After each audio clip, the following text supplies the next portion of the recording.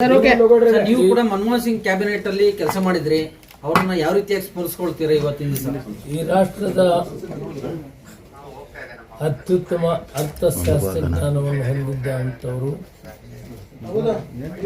ಮಾಜಿ ಪ್ರಧಾನಿಗಳು. ಅವರು ಸ್ವರ್ಗಸ್ಥರಾದ ಅನ್ನೋ ವಿಷಯ ಗೊತ್ತಾದಾಗ ನಮಗೆಲ್ಲ ದಿಗ್ಭ್ರಮೆ ಆಗಿದೆ. ನನ್ನ ಸುದೈವ 2004ರಿಂದ 2014ರವರೆಗೂ ರಸ್ತೆ ರಾಜ್ಯ ಮಂತ್ರಿಯಾಗಿ, ರೈಲ್ವೆ ರಾಜ್ಯ ಮಂತ್ರಿಯಾಗಿ, MSME ಸ್ವತಂತ್ರ ಖಾತೆಯನ್ನು ಹೊಂದಿ ಅತ್ಯುತ್ತಮವಾದ ಕೆಲಸವನ್ನು ಮಾಡಿ ಅವರ ಮಾರ್ಗದರ್ಶನದಲ್ಲಿ ಒಳ್ಳೆಯ ಕೆಲಸವನ್ನು ಕಲಿತೀವಿ.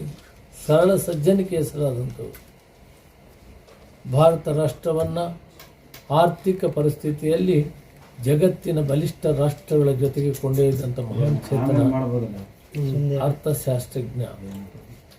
ಅಂಥ ಒಬ್ಬ ಮಹಾನ್ ಚೇತನವನ್ನು ಇವತ್ತು ದೇಶ ಕಳೆದುಕೊಂಡಿದೆ.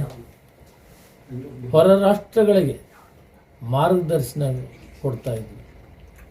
ಅವರು ಈ ದೇಶದ ಆರ್ಥಿಕ ಪರಿಸ್ಥಿತಿ ಕಷ್ಟಕಾಲದಲ್ಲಿದ್ದಂಥ ಕಾಲದಲ್ಲಿ ಅರ್ಥ ಸಚಿವರಾಗಿ ನರಸಿಂಹರಾಯರ ಪ್ರಧಾನಮಂತ್ರಿ ಇದ್ದಂಥ ಕಾಲದಲ್ಲಿ ನಾನು ಆಗ್ತಾನೆ ಲೋಕಸಭೆಗೆ ಹೋಗಿದ್ದೆ. ಕಷ್ಟದಲ್ಲಿದ್ದ ದೇಶವನ್ನು ಸದೃಢ ಮಾಡಿ, ಬಲಿಷ್ಠ ಮಾಡಿ, ಆರ್ಥಿಕ ಅಭಿವೃದ್ಧಿಯನ್ನು ಮಾಡಿ, ಆರ್ಥಿಕ ಪರಿಸ್ಥಿತಿಯನ್ನು ಬಲಿಷ್ಠಗೊಳಿಸಿದಂಥ ಮಹಾನ್ ಚೇತನ ಮನಮೋಹನ್ ಸಿಂಗ್ ಅವರು. ಅದಾದ ಮೇಲೆ ಪ್ರಧಾನಮಂತ್ರಿ ಆದಮೇಲೆ ಕ್ರಾಂತಿಕಾರ ಬದಲಾವಣೆಗಳನ್ನು ತಂದು ಈ ರಾಷ್ಟ್ರದ ಆರ್ಥಿಕ ಪರಿಸ್ಥಿತಿಯನ್ನು ಸದೃಢ ಮಾಡಿದರು. ಅವರ ಜೊತೆಯಲ್ಲಿ ಕೆಲಸ ಮಾಡೋದೇ ನಮ್ಮ ಸೌಭಾಗ್ಯ ಆಗಿತ್ತು. ಬಹಳ ಸೂಕ್ಷ್ಮವಾಗಿ ವಿಷಯಗಳನ್ನು ಹೇಳ್ತಾ ಇದ್ದರು, ಹೀಗೆ ಕೆಲಸ ಮಾಡಬೇಕು ಅಂತ. ಅವರ ದೇಶಕ್ಕೆ, ಜಗತ್ತಿಗೆ ಒಂದು ಅರ್ಥಶಾಸ್ತ್ರದ ತಜ್ಞರನ್ನು ಕಳ್ಕೊಂಡಿದ್ದೀವಿ.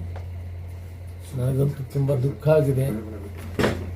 ಆ ನೋವನ್ನು ಭರಿಸುವ ಶಕ್ತಿ ಭಗವಂತ ಆ ಕುಟುಂಬಕ್ಕೆ, ಅವರ ಅನುಯಾಯಿಗಳಿಗೆ ಕೊಡಲಿ ಅಂತ, ಅವರ ಆತ್ಮಕ್ಕೆ ಶಾಂತಿಯನ್ನು ಕೊಡಲಿ ಅಂತ ದೇವರನ್ನ ಪ್ರಾರ್ಥನೆ ಮಾಡ್ತೇವೆ.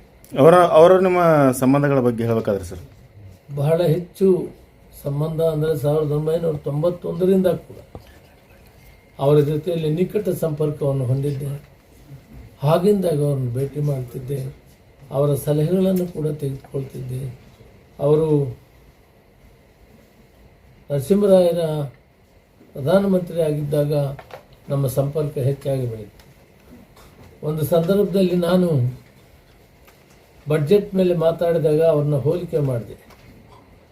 ನೀವು ಇಟಲಿ ಕೌಟಲ್ಯ ಚಾಣಕ್ಯ ಈ ರಾಷ್ಟ್ರಕ್ಕೆ, ಜಗತ್ತಿಗೆ, ನಮ್ಮ ರಾಷ್ಟ್ರ ಕಷ್ಟ ಕಾಲದಲ್ಲಿರುವಂಥ ಕಾಲದಲ್ಲಿ ನೀವು ಅರ್ಥ ಸಚಿವರಾಗಿ ಬಂದು ಈ ದೇಶವನ್ನು ಮಾರ್ಪಾಟು ಮಾಡಿ ಈ ಕಷ್ಟದಿಂದ ಪಾರು ಮಾಡಬೇಕು ಅನ್ನೋ ಚಿಂತನೆಯನ್ನು ನೀವು ಮಾಡಿದ್ದೀರಿ.